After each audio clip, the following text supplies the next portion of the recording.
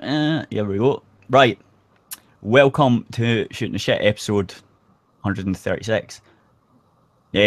Well, it fucking better be 136. I'm getting bored of saying this now. So, because, like, I mean, it says it in the titles, it says it on the fucking recordings. Say, look, you don't know what show it is by now. After 136 fucking episodes, then fucking kill yourself. Hopefully with bleach or something. What if it's a new person? Well, then they'll need to read. Like, it sort of says it on the YouTube video you've clicked, if it's on the YouTube thing. If it's a new person, it's probably on YouTube. If it's, well, the Aerith Radio ones, they'll be older people, I would think, or they listen to the radio for the good, awesome music that we put out every single day, 24/7, 364 days around the sun and things. Right, so tonight we will be making sure everyone gets through. I don't know what's happening with DS, but yeah, hey guys, welcome everyone. Sorry about the background noise. It's fine. It happens. It's fine. Just yeah, if you mute yourself when you're not going to speak, that would be good. Right. So obviously, we've got the Google things. Yeah, I have two Google articles, which is great because I've been complaining about Google. I was actually going to avoid fucking. Fuck off! You're not restarting now. You fuck. Go away. Oh, fucking Windows, man. Just why? Why is it doing that when I fucking told it not to do that shit? Oh, see if this motherfucker restarts on me. I'm going to fucking kick its ass. Right. That's my laptop telling me it needs to restart. Brilliant. Right, what did I... Yeah, so... Okay. You had that, right? I had... Whoa.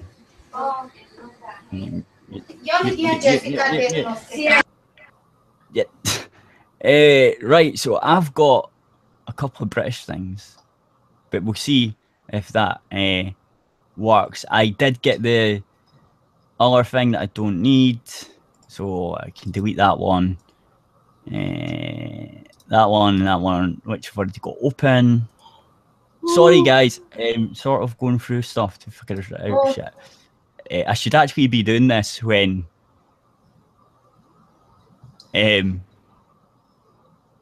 someone's got something up to read, right?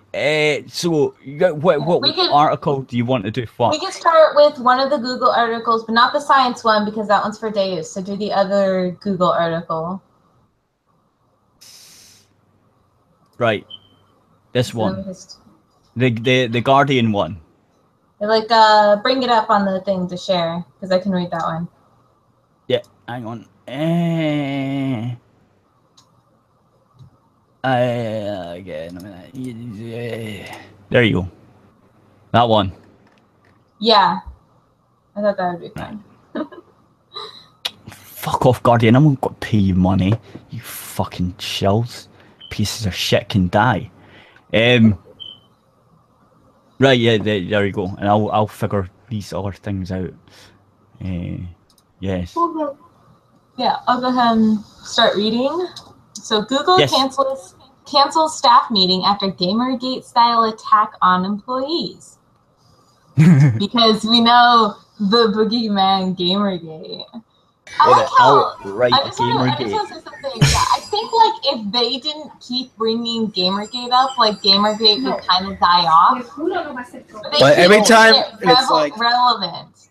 It's like there's an unwritten rule that is yet to be written that whenever a major or legacy media publisher or legacy media outlet mentions Gamergate, people will automatically look it up and they do their research, which essentially gives Gamergate much more attention.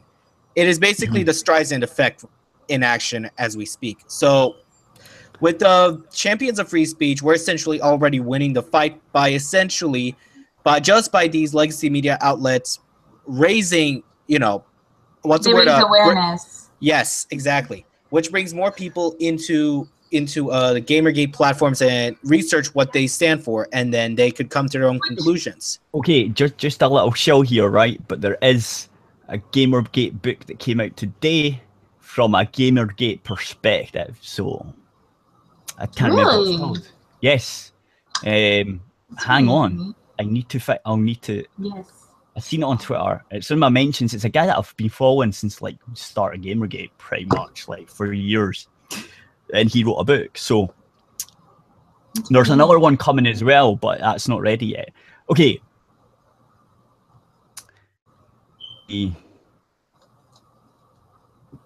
Ebook. So that's what's called Inside Gamergate. I like the artwork. It's quite nice. I'll put that up. Sorry, but it's just because it came up and I thought, oh, there's a book that came out. So if you are looking for like a proper alternative, there you go. So like probably as facts of what Gamergate really is. Well, I don't know. It's he was a participant in Gamergate and he wrote a book. We can sort of go through what he says. It's on Amazon. Inside Gamergate Social History Revolt ebook. It's on Amazon, so there is a real danger that with the media bias against Gamergate, that the other side, the right side, will not get recorded in the future. Anyone looking back is likely to encounter an entirely one-sided version of events from people who have been acting very shadily. As a participant in Gamergate, that worries me. As a historian, that worries me. As someone who cares about truth, fairness, and accuracy, that worries me. So it's like, see, if you type in Google, if you Google Gamergate, right, you'll get a lot of like the whole thing's wrong because Wikipedia got. Basically, the leftists took over fucking Wikipedia, and they didn't take anything you got to them and say, no, that's wrong, this is what happened. They were like, but you're not a credible source or whatever. And it's like, but we're against the sources you're saying that are credible. Like, we know these people are lying, and you're using them as a credible source. Like, here's the evidence. And they're like, no. It's fucked up. So, yeah, and it's weird. You need to really dig into it to find the actual real sort of half events that happened, like the full event that happened, because it's only one half of the story. So, but there is this book, so that might deal with it. And I know there's another book coming out that the guy, not this guy, another guy that came in and was watching everything that was happening. He used to be a games journalist. He basically was caught in the middle, and because he got asked certain views and he was taking polls from Gamergaters and talking to Gamergaters, he was basically named a Gamergater. So yeah, heresy, so he was motherfucker. It was, hi, you're finally here. You got here then. Well, my for whatever reason, my audio jack decided it wasn't going to work until I restarted my PC. Just one of those things. Yeah, it what happens. the fuck its problem was. Yeah. Anyway, I'll let this thing continue. We're gonna do this Google one, and then we're going to do the one that Deus is gonna read. So after this article. Yeah. So. All right. Sorry if I make noises. my neck's sore, and when I turn my head sometimes it fucking hurts like a bitch. So hopefully after a couple of pints I'll be fine. Also known as the Scottish NHS. Yeah. Yeah. So Google canceled a company-wide meeting on Thursday after several of its employees became targets of a Gamergate-style campaign of harassment by internet trolls, angered by the firing of an engineer who had written a controversial memo about diversity. Scroll down a little. That's good. We had hoped to have a frank, open discussion today, as we always do, to bring us together and move forward, CEO Sonder Pinche wrote in an email. But following the leak of proposed discussion questions, he said Googlers, a term used internally to describe employees, were being personally named on websites. Googlers are writing in concerns about their safety and worried they might be outed publicly for asking a question in the town hall, he said. The town hall meeting had been scheduled to give Google employees a chance to discuss the fallout from the document written by software engineer James Damore. That began circulating widely within the company last week and was leaked to the press over the weekend. The memo criticized Google's diversity programs, arguing that the company was intolerant of conservative ideologies and that the wide gender disparity at Google could be explained by biological differences between men and women. Damore was fired Monday after CEO Sonder Pinche I don't care if I'm butchering his name, he's a douchebag, called some of the memo's contents contrary to our basic values and our code of conduct. You know, I just want to say something right now. So there could only be like a couple ways that this can go, okay? Either Google has to admit that they fired this guy for telling the truth, and that was like literally it about, you know, gender disparities and everything, or Google is sexist because they're purposely putting men and women in these positions. Yeah. So they have to admit one of two things here. No, I hope the guy, I know that the guy's going to do a lawsuit. I think he'll win. I hope he does. I hope he finds a better job.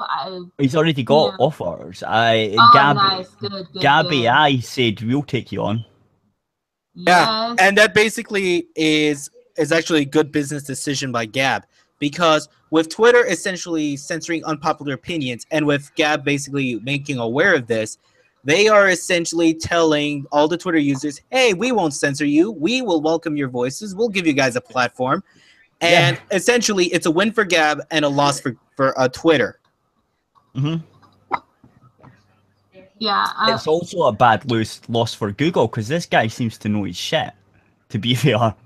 Oh, yeah, because unlike the hipsters and commies, that are pretty much the administrators for Google, this guy essentially got red pill and actually used some common business sense for once. Well, and now he goes down as a hero.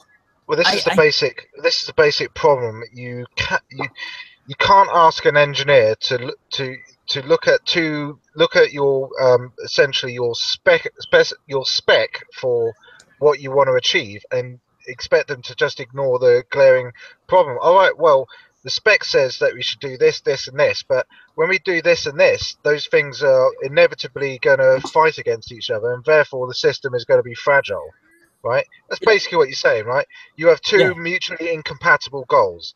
Either either you're just gonna like basically get people based on their talent and no other considerations matter, or you're gonna have to hire people based upon considerations such as their skin color or their penis or their vagina, how it smells, how big it is, how small it is, whether they've got a right toe on their left foot for some freaky genetic accident, whether their leg is sliced off above the knee or below the knee, right? There are any number of arbitrary divisions you can make of physical characteristics. which have doesn't nothing matter to if do you're good with at your the job. ability to do engineering. Yes, I mean this is basically the point. It doesn't You've matter got how good you are, right? You could be total shit and cut off. The point is fundamentally, if it just so happens that your desire to attain a demographic spread, happen to align with the talent pool, right? That would be fine, right? Things would just naturally happen, right? And it would be, okay, well, we've arbitrarily reached this particular target. Now, if you can't do that because the talent pool is indeed skewed, well, you've got a couple of choices you can make. One, you can just pretend it isn't. Two, you can acknowledge it is and say, well, we're going to have inferior candidates in order to meet our other criteria. Or three, you can abandon a criteria that is least important to you. That may be your engineering quality, or it may be your diversity quotient. Now, I don't care which one you make, as long as you're logically consistent. At the end of the day, I can't stand anything worse than somebody telling me, oh, these two things could be true at the same time when they mutually contradict each other. Right? Nothing pisses an engineer off like being told to accept two things as being true at the same time when they fucking know they aren't. This is why we need computer CEOs, AI ones, so they'll go fucking logic fail, sort of like, what the fuck's going on? I can't deal with this. Fuck off. Well, actually, thinking about it, this is the sort of problems Google's AI guarantee, right? Google using AIs to do this stuff, the flag stuff, and I understand, right? I understand the reason why. You can't get humans to do it. There is literally not enough manpower in the world. Or sorry, how many hours of video do they get uploaded a day? Is it like... It's like 160 a minute, I think. Something ridiculous like that. It's fucking awful. Like, the amount of data... But this is the thing. What's going to happen is they're going to... This is where it's like you say, the logic failure. It's like, right, we put all this logic in, and now we're going to get rid of all the problematic content. And then suddenly they're going to go to their social media and, like, why can't I do this? It's like, well, that's been flagged as inappropriate. And, like, before you know it, it starts hitting them, and they go, well, yeah, we don't understand why this is happening, right? It's like, we program these 3 laws of robotics so we could all be safe. We didn't expect them to have unintended consequences that fucked us over. Well, motherfucker, you played with fire, you got fucking burnt. I'll be laughing my ass off when it happens, because I know it will. Oh yeah, for sure. I'm waiting for it. It has already. I'm actually expecting it at this point. Well, there was the Sargon thing, right? Sargon was like, "Oh, I'm going to flag this bitch for fucking saying stuff." None of this is being set on fire, right? Not quite yet. But you can see it happening, right? No. You've missed my basic point. This is an arsonist, right? Who doesn't realise that whilst they're flicking bits of flaming paper at people they don't like, right? They're building a massive pile of paper the flames are gonna come up and completely engulf them, and there's nothing they're gonna be able to do about it at the end. I know. What I'm saying is, regardless of how hard they try, they will fuck themselves over in the end, because it is impossible for them to achieve the goals they want to achieve and do it in an automated way. I know, I understand. Right? I know exactly. Exactly the same fucking flaws. Like, people think AI is some sort of fucking miracle worker. It's not. If you train it to do these things that are contradictory, well, it's not so much. I mean, they're contradictory if you take it from the premises, right? If you simply train something from the outside that has no internal bias, it's simply going to reflect your own contradictions back at you, right? So you're going, well, that's not behaving as we wanted it to, and it's like machine's going, yeah, I'm behaving exactly as you wanted me to. I extrapolated your behavior, and now I'm applying that rigorously and logically and consistently, right? This is the problem. These people are gonna, like, I did realise that when this is applied consistently, it would have these consequences. Like, motherfucker, you shouldn't be running a technology company if you don't understand the fucking basics. Alan Turing would bitch slap your ass and tell him he's not a diversity hire just because he's gay, right? Well, yeah. Or it'd be like, no, this disabled white male that is in a wheelchair is no longer a disabled hire because you've basically informed me white males have privilege. No, Kat, you missed a point there about Alan Turing, the father of computing, along with the mother, of course, who was Alonzo Church. The only one, Right? yeah. That's another joke. That's another joke you see in there, because obviously if there was going to be... has cooties, Jesus. Shit, My mate. hands are What wet. the hell is being loud as I left fuck? there for a reason. Don't know. Right, Someone Okay, mute them. God there we damn. go. I can't hear a fucking thing. Right. No. See, there's several layers of jokes there. You could take that in many ways. You see, this is the thing, right? If I wanted to, you can interpret that one in several ways, right? Alan Turing, obviously, well known for being a homosexual, right? As much as Yeah. being the father of computing. Actually, what Frankly, they done to him was a fucking crime. Well, exactly. Now, this is where I'm getting to on the train of logic.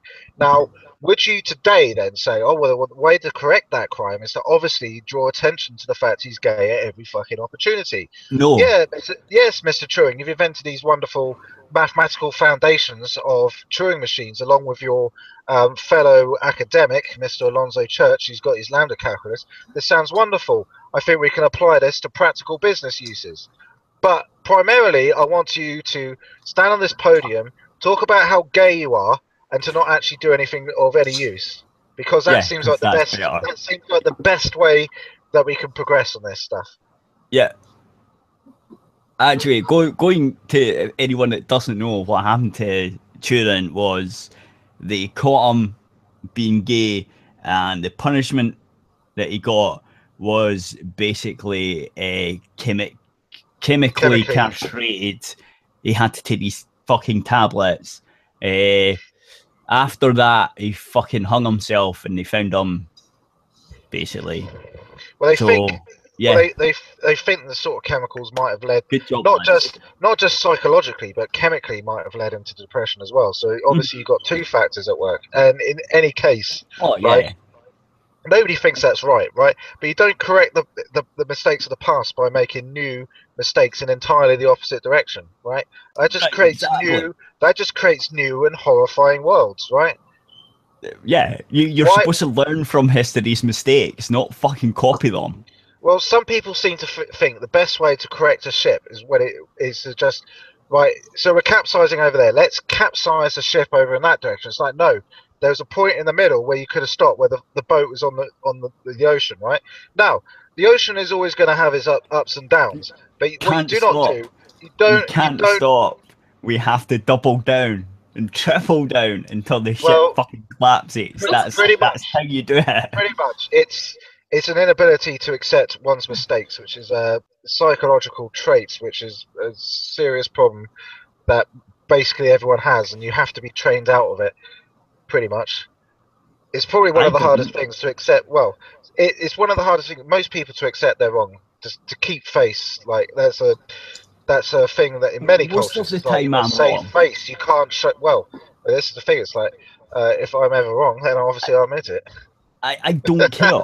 I think if you're wrong, I don't actually care if I'm wrong. That's my point. Make you look worse. But if you stop and you're like, oh, okay, I was wrong about this thing. Here's why I was wrong, and you admit that to people, that would get you a lot more respect and make you a lot more what's the word I'm looking for? Respect. No, I already said respect. And respect. No, respect my father. Trusting. Right. Honest. Respect and trust. Okay, maybe. You can never really know what somebody else is trying to get you to do, but the important point here is, you can't fucking make me look at reality and say the sky is purple when I can clearly see that it is not purple. There are not unicorns flying around in it. Right? You cannot make me see that. That's part of what. Well, that's part of what 1984 was actually talking about. The scene in Room 101. It's not simply about torture. The whole thing of we will not simply torture you to make you say there are say 2 + 2 = 5. What we're actually going to do is torture you until you believe 2 + 2 = 5. There are only 5 lights. Or what was it? 2 lights. No, there's only 5 lights. That was Captain Jean-Luc Picard when he was being interrogated by that gull in the Next Generation episode. I don't know the name of. I like that one. That had a good point. Well, but yeah, That's entirely the point cribbed. we're talking about. That's entirely cribbed, Cat, from 1984. I'm afraid. Yeah, I know, but I've never read the book, so.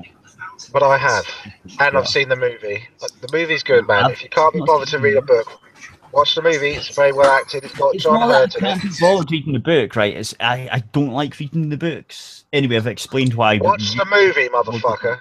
Watch the movie then. The movie is very good.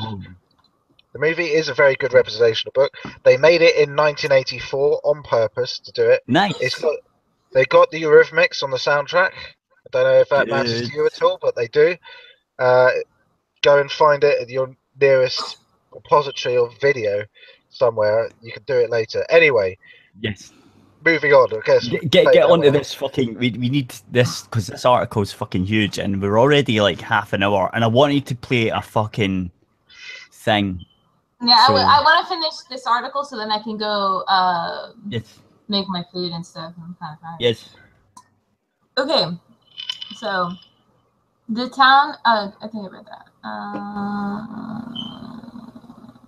No, I'll start here. Okay, the town hall meeting had been scheduled to give Google's employees a chance to discuss the fallout from a document written by software engineer James Damore that being circulating widely within the company last week and was linked to the press over the weekend. The memo criticized Google's diversity programs, arguing that the company was intolerant of conservative ideologies and that the wide gender disparity at Google could be explained by biological differences between men and women. Damore was fired Monday after CEOs Sundar Pichai called some of the memo's contents contrary to our basic values and our code of conduct. Damore and his memo have quickly become a cause of celebrity. I don't know what that word is. A cause to celebrate, I think it means. Yes, it's French. Within various right-wing internet. Okay. Shut up, French people. Within various right-wing internet communities, including Breitbart News, alt-right Twitter, and YouTube personality Redditors, and disgraced former Breitbart editor Milo Yiannopoulos. Oh, they had to throw him in there as well, didn't they? Always. And then they had to say he was disgraced, like he's not making tons of money. And if he was disgraced, he's been disgraced since he was born. I think he would probably say that himself. Yeah, he would. Yes, I am disgraceful, darling. I'm utterly disgraceful. The whole thing, right? The whole thing about him is fucking so fucking messed up that this is just promotion for him right here. It was an old thing on a fucking not a Google thing, but on a YouTube video. Interview thing that he said something really about getting fiddled by a priest when he was 14 or some shit, and then everyone blew it out of proportion and said he supports pedophilia. It's like, what? No. That's not what happened. It was a Drunken Peasants episode where they had him on, and actually he said he was the one who's there. It's like, anyway, as you say, we could go into tangents. So wait a minute. Hold on, wait a minute. He actually seduced, kind of led the priest on to actually fuck him? Yeah, that's what he said. He said he was... I suggest... Oh, we should call him Dirty Milo then. I suggest... Right, you go and find the Drunken Peasants episode. There's only a few times. He did say, like, just like as a short thing, he said that he was the aggressor. He said this. He also You'll have said to make up your own minds. Yeah, he did say that the age of consent, he agrees with the age of consent laws. Basically, what they did was they chopped it up and cut it in a way that made it sound a lot fucking worse than it was. Because everyone does that. That's part of the problem of the whole thing. But like I say, we should just get on with this. Somehow get to the end. I'm going to go. Damore and his memo have quietly become a cause for the French word of celebrate within various right-wing internet communities, including Breitbart News, alt-right Twitter, YouTube personality, Redditors, blah blah blah. Breitbart has published a series of articles singling out individual Google employees as social justice warriors, because they are. In some cases, accommodated by, well, you're moving while I was reading. Screenshots I know, and eternal chats and diversity. The leak of screenshots to Breitbart suggests that at least some current Google employees may be participating in the campaign. The controversy, they have like basically spies or something. It's funny. The controversy mirrors twin preconceptions of the online alt-right threats to free speech against conservatives and the perception that white men are discriminated against by those seeking to promote historically disadvantaged groups. The loose coalition of agitators, history, motherfucker. Notice that word, history. Of the history. Forces that engage the Don't look at the word history too fucking closely, because it might mean more than you think it does. Indeed, the Google memo is a major topic on the main subreddit for Gamergate known as... We'll stop it when it gets to blaming Gamergate for some reason. Right. Yeah, I think that's the next paragraph. Yeah. All right, internet personality Jack Posobiec announced plans to hold coordinating protests at Google campus around the country on 19th August. Meanwhile, Damore debunked a new Twitter account and debuted a new Twitter account and professional photographs of himself wearing a T-shirt with the slogan "Gulag." Nice. Oh man, savage. Damore just made it in in my personal wall of fame of total savagery. It's like he basically just became an became an internet badass. What is like a logical fail is that they're trying to subsidize people who didn't even live in these parts of it. I could get behind somebody being discriminated against, and then you subsidize that particular person for the discrimination that they suffered. I cannot get behind 5 generations later trying to subsidize their kids who have no discrimination. Historically discriminated against people, should have been subsidized in the past, which I believe that they were. Sins of the father onto the son. I believe slaves received some money, and that they were allowed to either stay or go back to Africa if they wished. They could choose. So. And they were given money. They didn't choose to go to Africa. They did. Some of them did choose to go back, but the ones that went back actually ended up enslaving the African people there. Which is Listen. Stop. Anyway, so if people are using, say, Google Chrome or whatever, and they want a new browser, I have one that I just found today that sounds really good, and I'm going to play the wee video. While the narwhal goes away and does stuff, and I get all articles up, and just have to tell everyone, it has fucking cats, so it's already the best browser on the internet. So I'm going to ring this up. Hopefully this works. Cats. Yes, it's awesome. So there, see, cats. So if you're wanting to get rid of this, seems even better than Firefox. In fact, because I've been a fan of Firefox for a good while, but Firefox has been pissing me off lately, and I had to move to Chrome. Chrome annoys me, but I've just seen this one since this Google thing because people were pointing to different browsers. Anyway, I use all of the fucking I use all of the browsers and you can draw a meme for that. Yeah, so I'm going to play this video and then end the YouTube thing, and then we'll be on aerithradio.co.uk for the rest of the show. All right, sounds good. Right. So I'll switch off the HD because the browsers of today are broken. They've been overtaken by a barrage of sneaky and annoying ads, trackers that follow your habits, and cookies that build profiles, and all sorts of other internet clutter that's taking precedence over the content that you want to see. In fact, these useless bytes can take up to a whopping 50% of page load times, with a third of it anxiously trying to learn more about you. To make matters worse, Some ad blockers are even letting ads through when large advertisers pay them. But do you really want a leaky ad blocker? It's because of these very reasons that we developed Brave, a new browser that kicks internet crud to the curb and makes it faster, safer, and better to surf the web than your current browser. With Brave, everything you need is built right in. We integrated technology that automatically blocks trackers, annoying ads, and shields everything that can cramp your style and destruct your privacy. With it, you can expect increased speeds nearly 2 times faster on laptops and up to 7 times faster on mobile. And unlike any other browser, Brave allows you to support your favorite publishers with automatic micropayments. So it's a win-win for you and your favorite sites.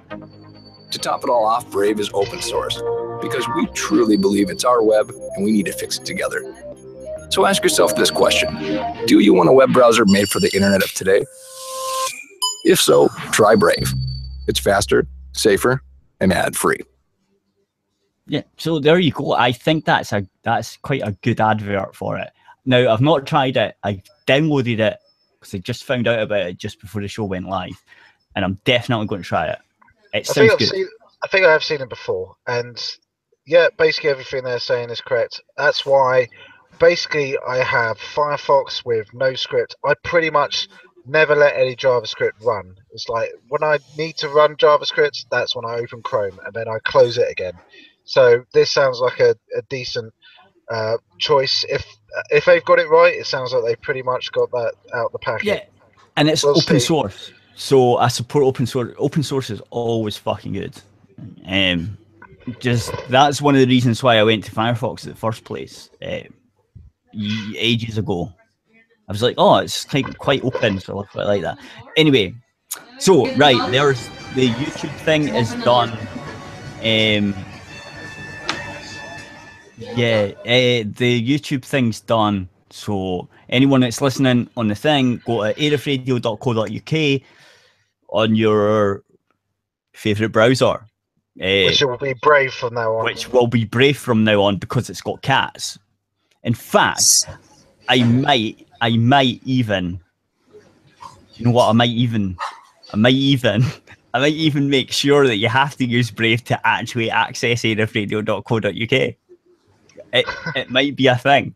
I would have to look it up. Quite funny, actually. Yeah, exactly. Because I'm sure you can tell what browser people are using. Oh, absolutely. Of course, I'll need to figure out how to lock it. They can fake it, but it is a tiny pot. It's like a 2-minute job if you wanted to do it, but I mean, it's hardly perfect. No, I didn't think it would be, but just for funds, maybe I'll do it for a week or something to see what happens to the numbers. Just to say fuck off to fucking Chrome. Obviously, it's on Android and everything, this browser. It's on iOS, Android, all that shit. All your things. Anyway, buy YouTube. Go to aerithradio.co.uk, and if you like the show, please hand us some monies on the Patrons, because we definitely do not get enough money through ads or any other shit to do the show, like at all, or to pay for the servers or anything else. Also, aerithradio.co.uk does not have any ads. It only has little affiliate links that look like ads. Well, they're not. I don't even think they look like ads, but okay. And the only way that works is if you click on them and buy games. The important point is this man is being honest with you, right? You can't argue with that. Yes. So yeah, good night, YouTubes, motherfuckers. Go on aerithradio.co.uk. Show is live. It will go up later on. If you're not a patron, it will go up on usually Tuesday. Usually Tuesday. Sometimes, if not, I might forget it. I'll go up at some point during the week. Okay, you're stretching this one out a little bit too far now. I know. Everyone gets the idea. Yes. Everybody understands. Bye, YouTube, motherfuckers. See ya.